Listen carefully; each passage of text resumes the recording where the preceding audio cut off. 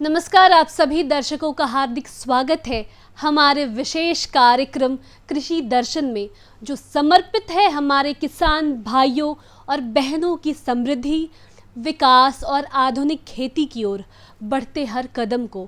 इस मंच के माध्यम से हम लाते हैं खेती से जुड़ी खबरें, मंडी के ताज़ा भाव, मौसम का हाल, नई तकनीकों की जानकारी, विशेषज्ञों की सलाह और साथ ही प्रेरणादायक कहानियाँ भी। तो आइए शुरुआत करते हैं आज के अंक की, और सबसे पहले हम नज़र डालते हैं हमारे पहले सेगमेंट खबरें खेती की पर। नमस्कार किसान भाइयों और बहनों, खबरें खेती की के इस खास अंक में आपका स्वागत है। मैं हूं अपराजिता और आज के कार्यक्रम में हम आपके लिए लेकर आए हैं खेती किसानी से जुड़ी वो अहम जानकारियां जो सीधे आपके खेत, आपकी फसल, आपकी आमदनी और आपकी रोजमर्रा की जिंदगी से जुड़ी हैं। तो आइए शुरुआत करते हैं आज के अंक की और सबसे पहले नजर डालते हैं आज के मुख्य समाचारों पर। कृषि विज्ञान केंद्र में दलहन एवं मक्का की खेती पर किसानों और ग्रामीण महिलाओं को प्रशिक्षण। मक्का बुआई के लिए सीड ड्रिल या मक्का प्लांटर मशीन किसानों के लिए उपयोगी उपकरण। सूरजमुखी की खेती कम समय में अधिक लाभ देने वाली दलहन फसल। वैशाली के युवा किसान रुपेश कुमार आधुनिक तकनीक से कर रहे लाभकारी खेती। आत्मा वैशाली और कृषि विज्ञान केंद्र द्वारा युवाओं के लिए कृषि प्रशिक्षण कार्यक्रम आयोजित। कृषि विज्ञान केंद्र में दलहन और मक्का की खेती को बढ़ावा देने के उद्देश्य से एक विशेष प्रशिक्षण कार्यक्रम आयोजित किया गया, जिसमें लगभग 40 ग्रामीण महिलाओं और पुरुषों ने भाग लिया। इस प्रशिक्षण का मुख्य उद्देश्य किसानों को उन्नत कृषि तकनीकों से जोड़कर उत्पादन बढ़ाना और उनकी आय में वृद्धि करना है। प्रशिक्षण के दौरान विशेषज्ञों ने दलहन फसलों जैसे मूंग, जनरा, मकई, चना, मसूर और अरहर की उन्नत किस्मों, बीज उपचार, संतुलित उर्वरक प्रबंधन, समय पर बुआई तथा कीट और रोग नियंत्रण के बारे में जानकारी दी।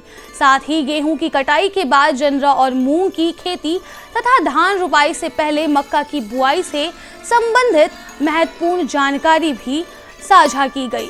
इसके अलावा जल संरक्षण तकनीक, जैविक खेती और आधुनिक कृषि यंत्रों के उपयोग पर भी विस्तार से चर्चा की गई। प्रशिक्षण में ग्रामीण महिलाओं को विशेष रूप से आत्मनिर्भर बनाने पर जोर दिया गया, ताकि वे खेती के साथ साथ आय के अन्य स्रोत भी विकसित कर सके। आज के युवाओं को कृषि और उससे जुड़े क्षेत्रों में रोजगार के अवसर उपलब्ध कराने के लिए आत्मा वैशाली और कृषि विज्ञान केंद्र हरिहरपुर वैशाली द्वारा विशेष प्रशिक्षण कार्यक्रम आयोजित किए जा रहे हैं। इच्छुक युवा इन प्रशिक्षण कार्यक्रमों के लिए ऑनलाइन आवेदन कर सकते हैं तथा अधिक जानकारी के लिए संबंधित कार्यालय से संपर्क कर सकते हैं।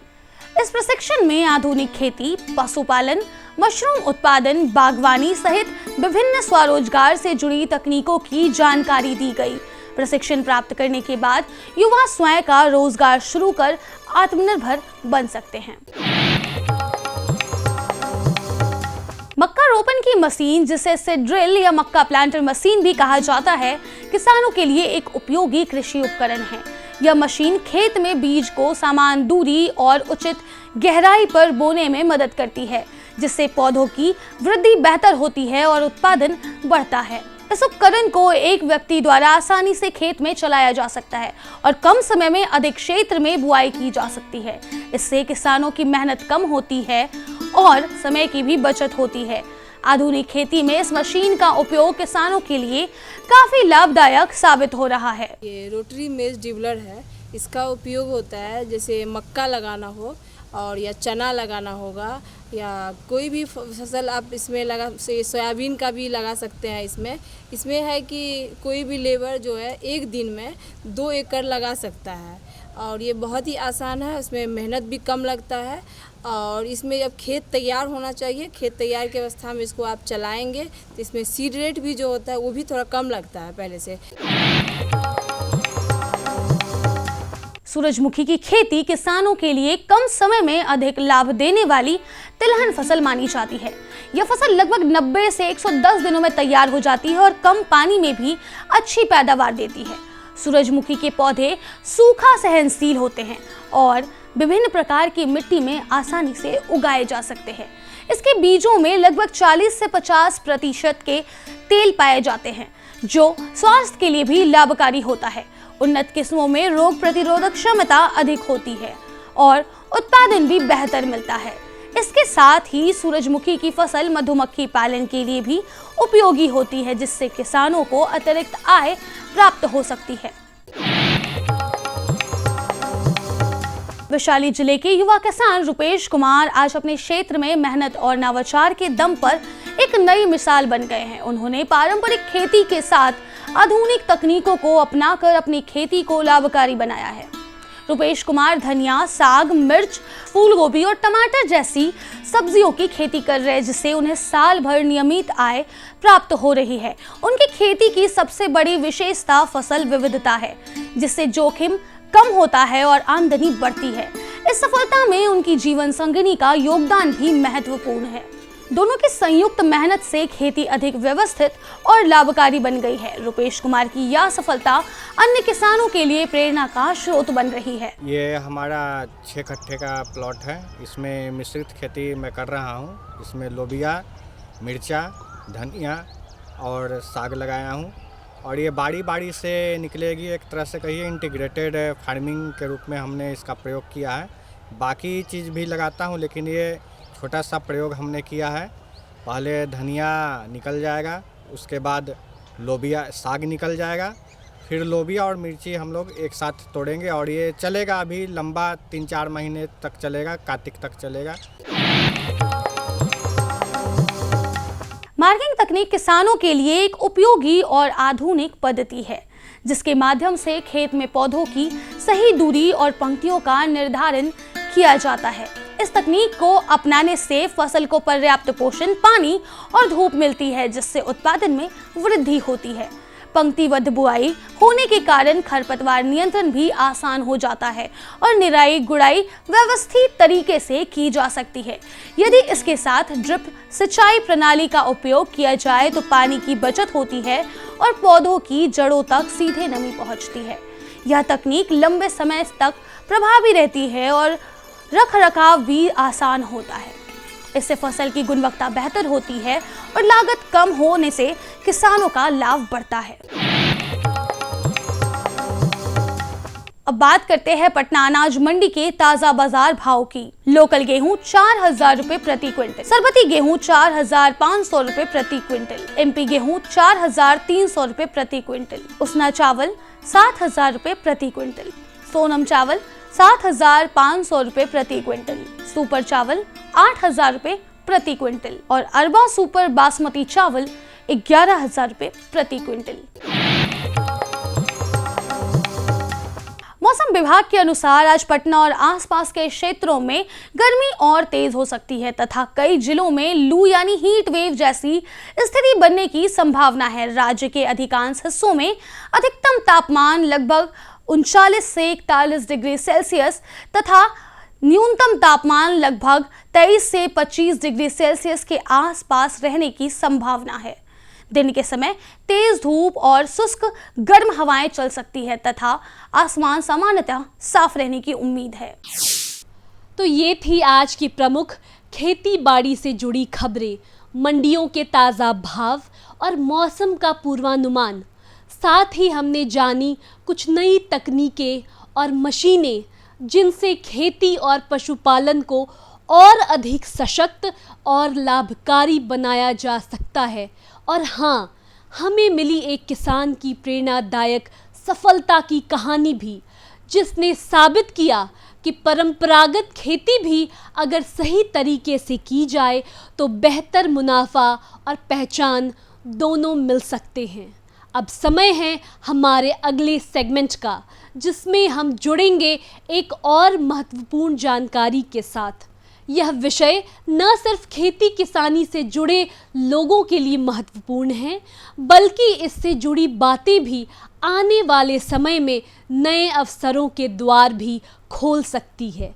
तो आइए विस्तार से समझते हैं इस विषय को हमारे विशेषज्ञ के माध्यम से। नमस्कार किसान भाइयों और बहनों, मैं अपराजिता स्वागत करती हूं आप सभी दर्शकों का आर्थिक समृद्धि के उद्देश्य को समर्पित डीडी बिहार के पॉपुलर कार्यक्रम कृषि दर्शन में। किसान भाइयों, आज हमारे साथ मौजूद हैं डॉक्टर अजीत कुमार, जो कि सहायक प्राध्यापक हैं, और इनसे हम बात करने वाले हैं जायद फसल के बारे में। जानेंगे कि कैसे खेती की जाती है जायद फसलों की। सबसे पहले हम इनसे ये जानेंगे कि जायद फसल होती क्या है, इसमें क्या क्या आते हैं। तो सर, सबसे पहले आपका बहुत बहुत स्वागत है हमारे कार्यक्रम में। सर, आप हमारे किसान भाइयों को ये बताइए कि जायद फसल होती क्या है और कैसे इसकी खेती की जाती है, इसमें क्या क्या चीज़ें शामिल होती हैं। नमस्कार। जैसा कि आप लोगों को पता है कि जायद फसल वो होता है जो कि हम लोग फरवरी या मार्च के बाद जून तक लगाते हैं। यह वो फसल है जिसको कि जैसे कि अभी हम आलू उपजाने के बाद हमारा खेत खाली हो जाता है, तो हम लोग अभी जो लगाएंगे ये शॉर्ट ड्यूरेशन का, कम समय अवधि का, 60 से लेकर 90 दिन का जो फसल है, इसको हम लोग जायद फसल बोलते हैं। इसमें बहुत सारा वेजिटेबल, सब्जी की फसल है, बहुत सारा फल है, जैसे कि खरबूज, कुकर बीट्स में बहुत सारे और ही फसल हैं। इसके अलावा मूंग और उड़द और मक्का, और सब्जी में जैसे कि खीरा, करेला, तोरई आदि आते हैं। तो इनका जो हम लोग उपजाते हैं ना, इसमें सबसे मुख्य समस्या होती है मॉइस्चर का, क्योंकि इस टाइम में बारिश नहीं होती है, और बारिश नहीं होने की वजह से नमी हमारे मिट्टी में बहुत कम होता है, तो पौधे पोषक तत्व को अवशोषित नहीं कर पाते हैं। तो जो हमारा जायद फसल होता है वो शॉर्ट ड्यूरेशन का, मतलब कम समय अवधि का, और इसमें जो हमारे टेम्परेचर को रेसिस्ट कर सके, अधिक टेम्परेचर को, अगर तापमान बढ़े तो भी ये अच्छे से उपज कर सके, ऐसी होनी चाहिए। सर, तो जैसा कि आपने बताया कि अभी जायद फसलें क्या होती हैं, कैसे उनकी खेती की जाती है, अब आप हमारे किसान भाइयों को ये बताइए कि इसमें पोषण प्रबंधन कैसे किया जाता है। हाँ, बहुत अच्छा सवाल है आपका।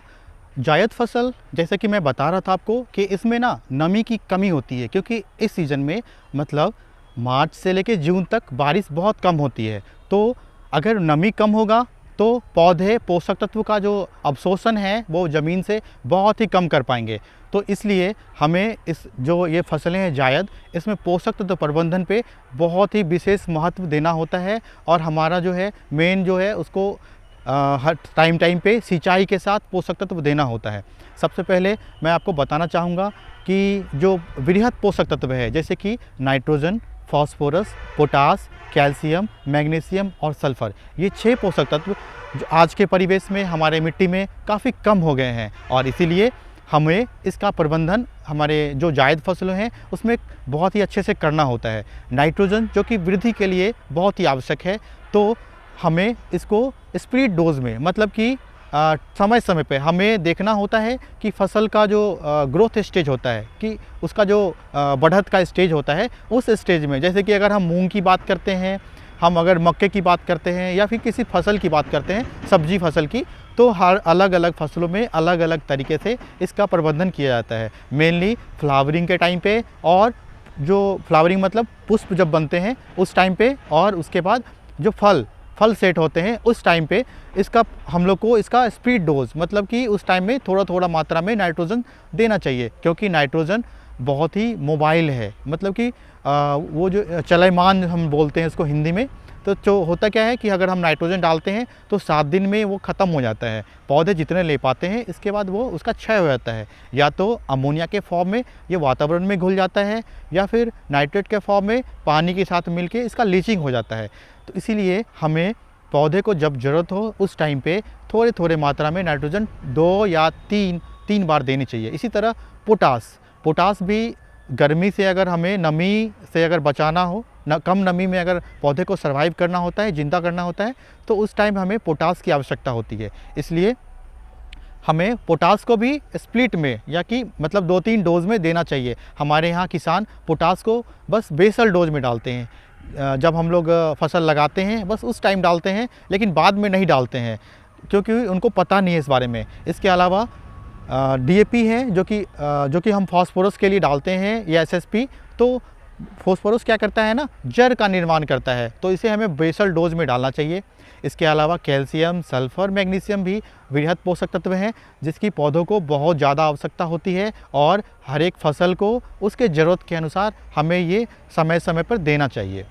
सर, तो जैसा कि आपने पोषण प्रबंधन के बारे में बताया, अब आप हमें ये बताइए कि सूक्ष्म पोषक उसकी क्या महत्वता है, उससे जायद फसलें जो हैं उनको कैसे उस तरह से दिया जाता है उनको। सर, तो अभी आपने हमें ये बताया कि पोषण प्रबंधन कैसे किया जा सकता है जायद फसलों में। अब आप हमारे किसान भाइयों को ये बताइए कि सूक्ष्म पोषण तत्व वो कैसे उसको प्रदान किया जा सकता है, या उसकी क्या महत्व है जायद फसलों के लिए। मिट्टी में सभी पोषक तत्व पहले से रहते हैं, लेकिन अभी क्या हुआ है ना कि हम लोग जब बहुत ही इंटेंसिवली अगर एग्रीकल्चर कर रहे हैं तो हमारा एक फसल होते ही दूसरा क्रॉप लेने लगते हैं हम लोग। ये प्रक्रिया हम लोग बहुत दिन से करते आ रहे हैं, इस वजह से हमारी मिट्टी कमज़ोर हो गई है। पहले हम सूक्ष्म पोषक तत्व बिल्कुल भी नहीं देते थे, लेकिन आज हमें एक से ज़्यादा सूक्ष्म पोषक तत्व देना पड़ रहा है, क्योंकि इसका न्यूट्रिएंट माइनिंग जो है इसकी वजह से। तो ये जो है जायद फसलों में हमें बृहद पोषक तत्व के साथ साथ सूक्ष्म पोषक तत्व की भी देना होता है हम लोग को, जिसमें सबसे आवश्यक आयरन, जिंक, मॉलिब्डेनम, बोरन, ये सब है। तो आयरन जो है पौधों में जो क्लोरोफिल कंटेंट है जो कि हरा होता है ना, और नाइट्रोजन सिंथेसिस है, इस चीज़ को बढ़ाने के लिए आयरन बहुत ही आवश्यक होता है। इसके अलावा जिंक क्या करता है ना कि जिंक उसके मेटाबॉलिक एक्टिविटी को बढ़ाता है। लाइक बोरन भी क्या करता है ना, पॉलन जो होता है ना, जो परागन की क्रिया होती है उस क्रिया को ठीक करता है। और इसके बाद मॉलिब्डेनम है, और भी बहुत सारे सूक्ष्म पोषक तत्व हैं जो कि पौधे के विकास के लिए, मेटाबॉलिक एक्टिविटी के लिए, एंजाइम के फॉर्मेशन के लिए, प्रोटीन सिंथेसिस के लिए बहुत ही आवश्यक है। इसलिए हमें आज जो हमारे जायद फसलें हैं और जो भी दूसरे फसल हैं उसमें भी हम लोग को सूक्ष्म पोषक तत्व की आवश्यकता होती है, हमें अपने खेत में डालना ही चाहिए। और सबसे महत्वपूर्ण है कि कोई भी सबसे पहले कोई उर्वरक डालने से पहले हमें अपने मिट्टी की जांच करवानी चाहिए। मिट्टी की जांच हम अपने या तो किसी हमारे यूनिवर्सिटी बिहार कृषि विश्वविद्यालय के किसी मृदा प्रशिक्षण लेबोरेटरी है वहाँ पे करवा सकते हैं, या फिर स्टेट गवर्नमेंट के किसी लैब में करवा सकते हैं, जिससे कि हमें जो हमारे मिट्टी की जो उर्वरकता है, उर्वरकशीलता है, वो पता चलती है। फिर हम उसके अनुसार अगर हमारे मिट्टी में ज़्यादा फर्टिलाइज़र है, ज़्यादा पोषक तत्व है, तो हम उसमें कम फर्टिलाइज़र डालते हैं, और उससे हम अपने प्रोडक्शन को और अपने मिट्टी के स्वास्थ्य को बढ़ा सकते हैं, अपने कम लागत में अधिक उपज कर सकते हैं। और अगर हम सूक्ष्म पोषक तत्व डालते हैं तो निश्चित ही हमारे जो उपज है वो बढ़ जाता है। तो इसीलिए हमें हर एक क्रॉप के अकॉर्डिंग जैसा फसल लेते हैं, जैसे कि कुकम्बर लेते हैं या फिर मूंग की फसल लेते हैं, तो मॉलिब्डेनम डालते हैं उसमें। मॉलिब्डेनम डालने से क्या होता है कि उसमें राइजोबियम का जो कल्चर है, राइजोबियम जो उसके रूट नोड्स में होते हैं, वो अच्छे से उसमें ये करते हैं, नाइट्रोजन फिक्सेशन अच्छा होता है।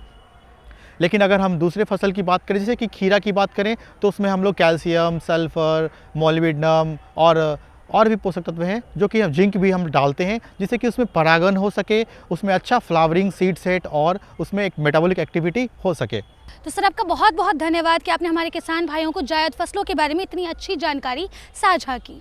तो किसान भाइयों, आशा करती हूँ कि हमारे साक्षात्कार से मिली हुई जानकारी आप सभी के लिए बहुत ज़्यादा उपयोगी साबित होगी।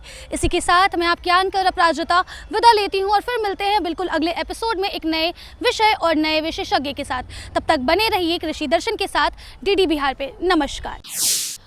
विशेषज्ञ से मिली ये उपयोगी जानकारियाँ निश्चित रूप से आपके लिए लाभकारी सिद्ध होंगी। अब समय है एक छोटे से विराम का। आप कहीं जाइएगा मत, क्योंकि ब्रेक के बाद हम लौटेंगे और भी रोचक और उपयोगी जानकारी के साथ। बने रहिए हमारे साथ कृषि दर्शन में। हर जोखिम से निकल कर फसल आए, सुरक्षित हो जाए। फसल बीमा से हर किसान अब आत्मनिर्भर हो जाए। अब सूखा पड़े या बाढ़ आ जाए, कोई डर नहीं। अब ओले पड़े या कीट पतंगे फसल खा जाएं, कोई फिक्र नहीं। अब कैसी भी आपदा हमारी फसल पे आ जाए, क्षति होने पर हमारे दावों का उचित भुगतान मिलता है, क्योंकि हमने लिया है प्रधानमंत्री फसल बीमा। बुआई से फसल कटाई तक हर जोखिम का दावा, न्यूनतम प्रीमियम पर अधिकतम भुगतान का वादा। योजना से हर साल जुड़ रहे हैं 5 करोड़ से ज्यादा किसान। अब आपकी है बारी। नजदीकी कृषि कार्यालय, सहकारी समिति, बैंक शाखा, अधिकृत बीमा कंपनी या जन सेवा केंद्र में स्वेच्छा से करा सकते हैं पंजीकरण। फसल बीमा पोर्टल या फसल बीमा ऐप द्वारा भी किया जा सकता है पंजीकरण। प्रधानमंत्री फसल बीमा योजना, आपकी फसलों का संपूर्ण सुरक्षा कवच। कृषि एवं किसान कल्याण मंत्रालय, भारत सरकार। ब्रेक के बाद एक बार फिर से स्वागत है आपका हमारे खास कार्यक्रम कृषि दर्शन में। अब पेश है हमारा अगला सेगमेंट, एक संक्षिप्त लेकिन ज्ञानवर्धक फीचर फिल्म, जिसमें हम देखेंगे खेती से जुड़े महत्वपूर्ण विषय पर एक रोचक प्रस्तुति। तो आइए देखते हैं आज की यह विशेष फिल्म। आज भारत का किसान पहले से अधिक सशक्त, समृद्ध और आत्मनिर्भर है। इसका कारण है माननीय प्रधानमंत्री श्री नरेंद्र मोदी जी के नेतृत्व में भारत सरकार द्वारा लगभग 10 वर्षों से किसानों के लिए चलाई जा रही अनगिनत योजनाएं, जैसे सॉइल हेल्थ कार्ड, प्रधानमंत्री फसल बीमा योजना, पीएम किसान सम्मान निधि योजना, पीएम किसान समृद्धि योजना, पीएम कृषि सिंचाई योजना इत्यादि।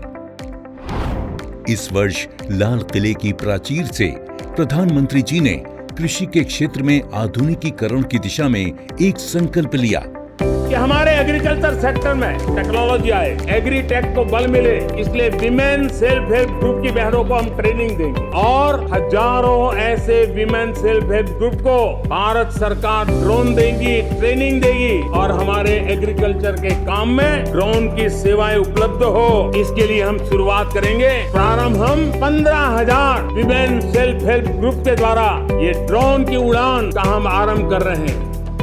इसी कड़ी में आज प्रधानमंत्री नरेंद्र मोदी जी ड्रोन दीदी योजना का शुभारंभ कर रहे हैं। भारत सरकार की नई पहल के अंतर्गत ड्रोन दीदी योजना को कार्यान्वित किया गया है। ड्रोन और उसके सहायक एक्सेसरीज की खरीद के लागत का 80% या अधिकतम 8 लाख रुपए तक स्वयं सहायता समूहों को केंद्रीय वित्तीय सहायता प्रदान की जाएगी। इस क्रांतिकारी पहल से अतिरिक्त आय अर्जित करने के लिए हमारे किसान सक्षम होंगे। माननीय प्रधानमंत्री श्री नरेंद्र मोदी जी के नेतृत्व में भारत सरकार किसानों को ड्रोन के उपयोग के लिए प्रोत्साहित कर रही है। किसान ड्रोन का उपयोग कर पारंपरिक खेती के तरीकों को बदल रहा है। आधुनिक हाई रेजोल्यूशन कैमरा और उन्नत सेंसर से लैस किसान ड्रोन भारतीय कृषि क्षेत्र को नई ऊंचाइयों पर ले जाने की क्षमता रखते हैं। कीटनाशकों और उर्वरकों का छिड़काव, हवाई निगरानी, फसल और मृदा स्वास्थ्य की निगरानी, बीजारोपण, क्षतिग्रस्त फसलों का आकलन और फसल बीमा के दावों की जानकारी दे सकता है। किसान ड्रोन की उपलब्धता के लिए केंद्रीय कृषि मंत्रालय द्वारा ड्रोन की खरीद के लिए वित्तीय सहायता दी जा रही है। ड्रोन दीदी योजना को अपनाने से स्वयं सहायता समूह की महिलाओं पर व्यापक प्रभाव पड़ेगा और इनकी आय में भी वृद्धि होगी। थैंक यू प्रधानमंत्री जी। कल तक जो हमारे किसान संसाधन के अभाव में कठिनाइयों में थे, वो अब नई तकनीक की ताकत से मजबूत हो रहे हैं और यही परिवर्तन हमारा नया भारत है, जिसकी गूंज पूरी दुनिया में सुनाई दे रही है। तो दर्शकों, यही था कृषि दर्शन का आज का अंक, जहां हमने जानी खेती से जुड़ी अहम खबरें, मिले विशेषज्ञ की सलाह, देखी आधुनिक तकनीक और उपकरणों की जानकारी और सुनी एक प्रेरणादायक सफलता की कहानी। हमें पूर्ण विश्वास है कि यह कार्यक्रम आपके लिए उपयोगी और जानकारीपूर्ण रहा होगा। हम फिर हाजिर होंगे ऐसे ही और भी रोचक और ज्ञानवर्धक विषयों के साथ। तब तक के लिए आप रहे स्वस्थ, खुशहाल रहें और खेती के क्षेत्र में लगातार आगे बढ़ते रहें। नमस्कार। हमारा पता है कृषि दर्शन, कमरा नंबर 203 द्वारा केंद्र निदेशक, दूरदर्शन केंद्र पटना, फ्रेजर रोड, पटना। आप हमसे ईमेल के माध्यम से भी संपर्क कर सकते हैं। हमारा ईमेल है directorddkpatna@gmail.com या kddkpatna@gmail.com।